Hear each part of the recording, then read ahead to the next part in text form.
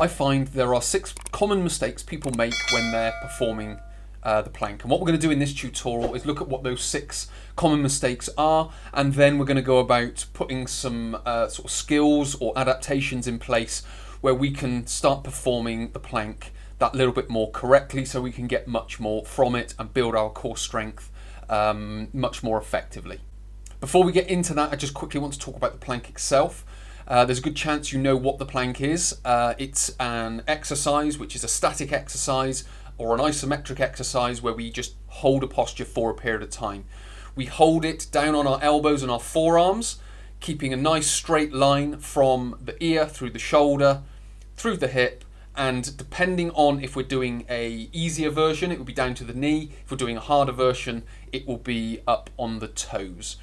So that is the plank itself.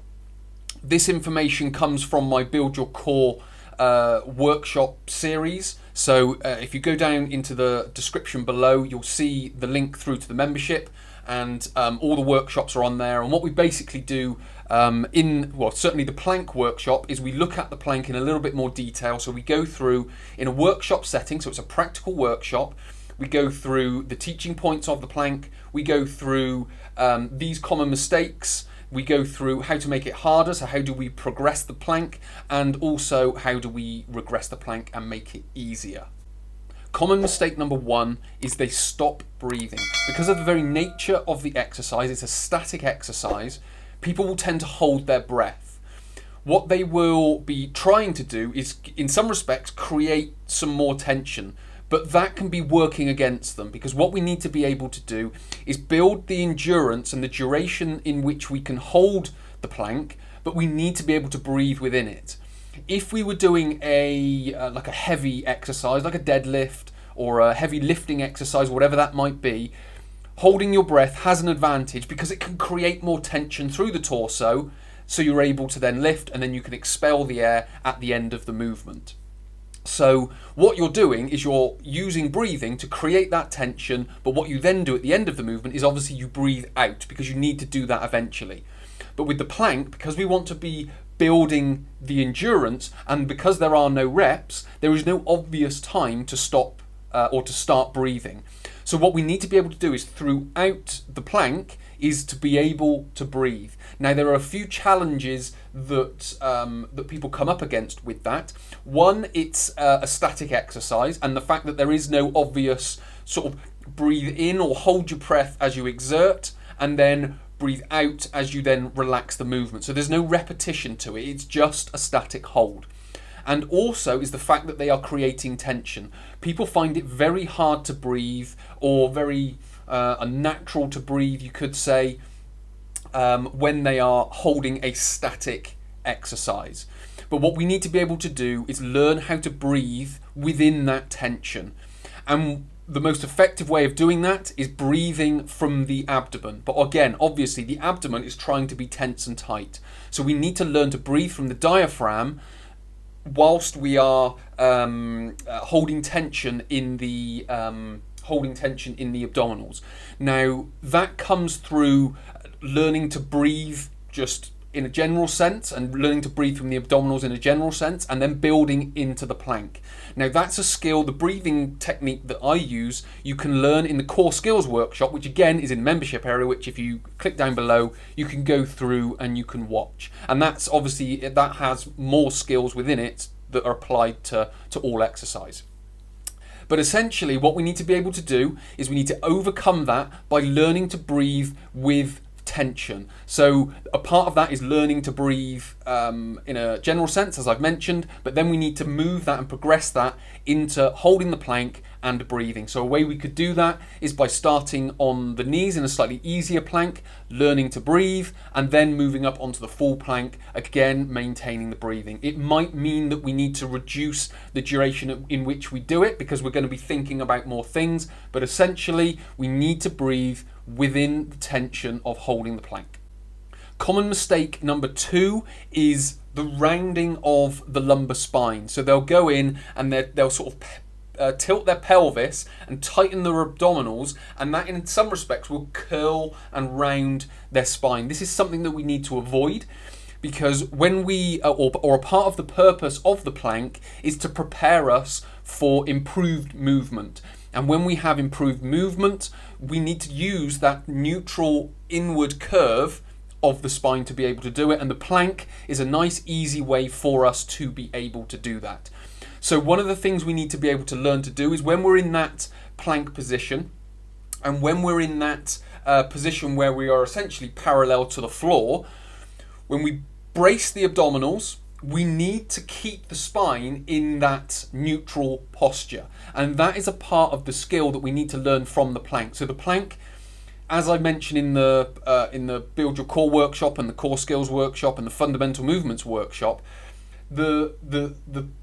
a purpose of the plank isn't just to perform the plank for the sake of performing the plank. It's there to help us learn skills. It's there to help us use our body, but we can do it without a lot of stimulation, because the plank is a simple exercise to perform if we can perform it correctly. So we need to be able just to think, right, what is the position of my spine? So when I brace my abdominals, are they in that neutral position? So the very simple remedy to that is, again, going down into a slightly easier plank, learning to brace the abdominals, but learning to brace the abdominals whilst maintaining that neutral posture. And that can be using a mirror next to you, so when you brace the abdominals, you can watch and see what happens to your spine. So you may need to manage what the pelvis is doing. Is it going into that posterior pelvic tilt?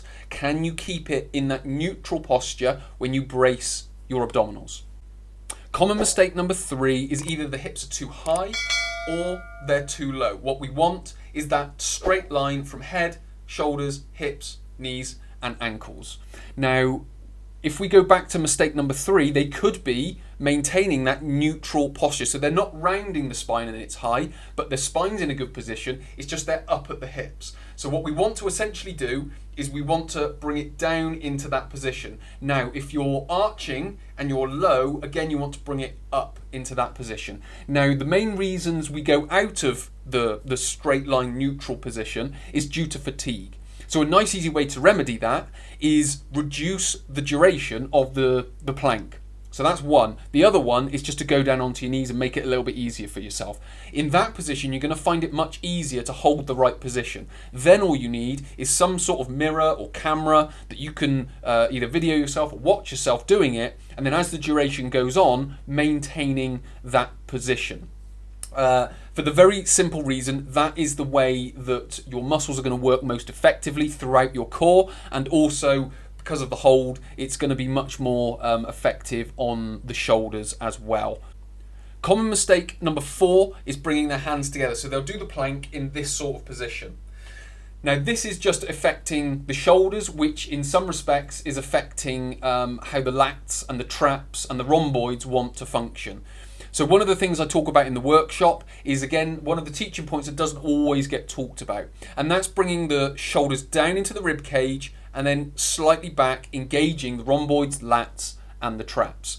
Now, by doing this position, we'll disengage parts of the rhomboids and parts of the traps. So if we can bring our arms parallel, it's going to be much easier to get into that position.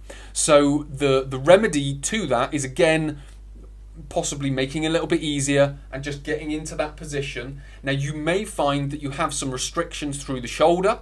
That could then mean we need to work on shoulder mobility and being able to get into that external rotation position. But again, some of the workshops in the membership area will be able to help you out with your shoulder mobility.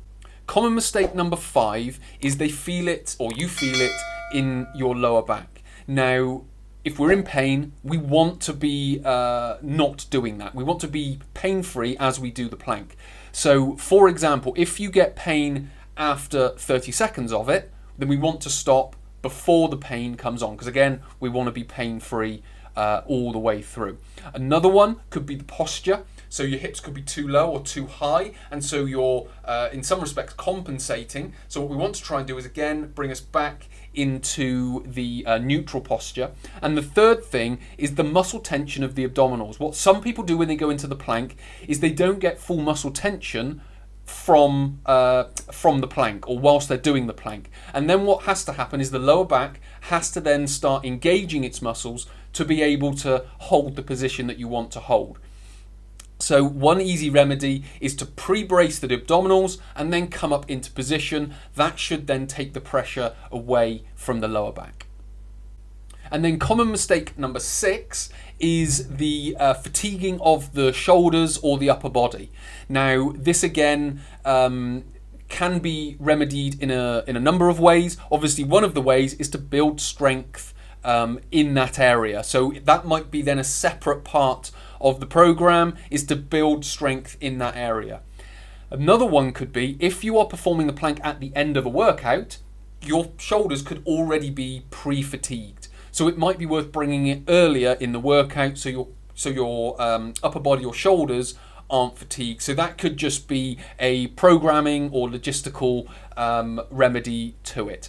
If it's a shoulder pain, then it's different. So there could be some shoulder impingement happening. There could be tightness through anterior deltoid that needs to be rectified. So then that would then again mean going into some sort of rehabilitation or mobility workout to in some sense reduce that pain so it isn't there anymore. So again, it depends on the pain that you're feeling. Is it just a simple fatigue because of where the exercise is, or is it an actual shoulder pain because there is the beginnings of an injury or a past injury that is there that needs to be rectified?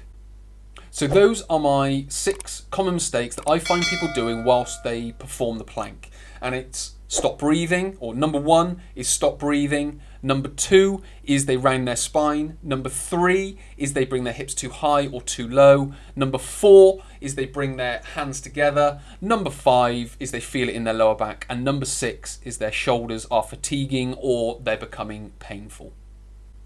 So many thanks for watching. I hope this has been helpful for you, and I hope it's able to help improve your plank technique. If you want to learn more about this, go to the link below and you can go straight through to the membership area, watch the full workshop and watch the other 3 Build Your Core series workshops, which is the bridge, the side plank and the bird dog, to go along with the 4th one, which is the plank.